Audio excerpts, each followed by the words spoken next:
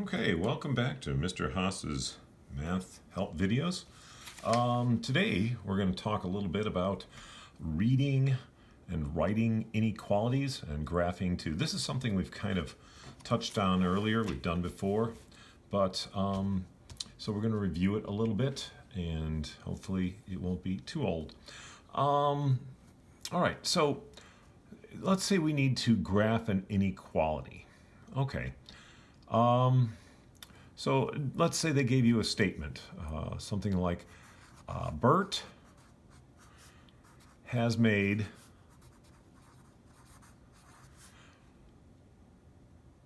a hole in one at most 6 times in his life. All right, so playing golf. Well, all right, so we've got a couple of things here. We know 6 times, right? This is one of those magic phrases, at most. All right, so let's put in a number line. Here's our 0. Here's our 6. All right, so now we've got to ask ourselves, does it include 6? Does at most equal 6? Does that include 6? And I'd say yeah, that's going to include it. So we're going to put a solid dot. Remember, we're going to put solid dot when it includes the number. Now, then you got to ask yourself, which way should the arrow go? Should it go left or should it go right? Did he do 7? No, I don't think so. 7 would, because at most he did that. So it's less than. So he could, and don't worry about going past 0. It's just your arrow is going to go that way. So yeah, 1 would work, 2 would work, 3 would work, 4 would work. Yeah, this would be the graph of that inequality. And if you wanted to write the inequality, I'm going to use H for hole in one, and it is less than or equal to 6. Okay, so there's our inequality, and there's the graphing of the inequality. All right, so let's give ourselves an equation now. I know it's supposed to be about inequalities, but sometimes they throw you just an equation just to keep you honest and remembering. Let's see if we've got 14 plus 8x equals 46. All right. So we might ask ourselves, is 0 a solution? Well, if we put it in 0 for x, 0 times 8 is 8, plus 14, that's 22. No, 0 doesn't work, so that's not going to work. How about if we put in 2?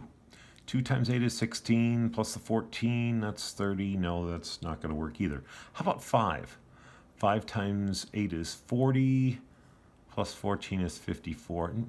You know what? This isn't working. It might be easier for us just to solve for x. So I'm going to start off by getting our constants all on one side and variables all on the other. So I'm going to subtract 14 from both sides. All right, like that. These guys go bye-bye. Here's our 8x. And 46 minus 14, let's see, that's 2 and 3. All right, so now we want to get 1x. The 8 times x, we've got multiplication going on here. So let's reverse operation. You have to do divide by 8. So we're going to divide both sides by 8. The 8's go away. X is equal to 32 divided by 8, which is 4. And that's our answer for that one. How about this one? So we've got Nellie, little Nellie. She goes to the beach.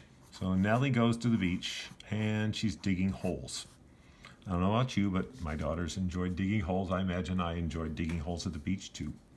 So little Nellie, she digs a hole 3 feet below the surface. So we're going to just draw that really kind of quick here. Okay, so there you go. She's dug a hole, and this distance here is 3. She is at -3, 3 feet below surface. If I was to draw an inequality, write up an inequality for that, well, I don't know if I could really, because this is just h equals -3, right? That's how high it is, right? However, the next day, Nellie comes back and digs another hole. And so good old Nellie in day two. Day two. This is D1. She digs an even deeper hole. She just had all afternoon, nothing better to do, and she dug a deeper hole. How about that? Well, it's deeper than -3, right? What can we say about this? Well, the height, or the depth, whatever you want to say, we know it's not this much. We know it's greater than that, right? But is the number greater? Because we're below the surface, right? So, wow, it's not equal to -3 anymore. We really don't know what it is. Well, yes, we do. We know that it's not 3 anymore. In fact, our height, if I was to put in -3, and that's all we really know is that number. Is it equal to -3? Well, no, it's deeper than that. It's further down, further away from 0. If this is our 0 here, right? Well, then we're not going to put in an equal sign. But we do know that it's further deeper. So the number that we would have for this would be less than, further away. Well, here, let's show it on a number line. So here's our number line. Here's our 0. Here's our -3. And that's our first one, right? And it's not going to include 3, so we put an open circle. And then could be any of these numbers over here further away from our 0, right? She could have dug 4, she could have dug 5, she could have dug 6, but those are numbers that are all less than the -3. I suppose if you were to actually use positives, then you'd draw the 3 over here and then do the other way, but we're talking about from the surface. Okay, so she got to that depth. She was at -3 feet the first day, and then greater than, or she's less than -3. Okay? All right, let's move on to the next one. Maybe not the best of examples, but we'll go with that. All right, paper. Move on. All right, so just a couple more here. So let's say we got a temperature in northern Canada.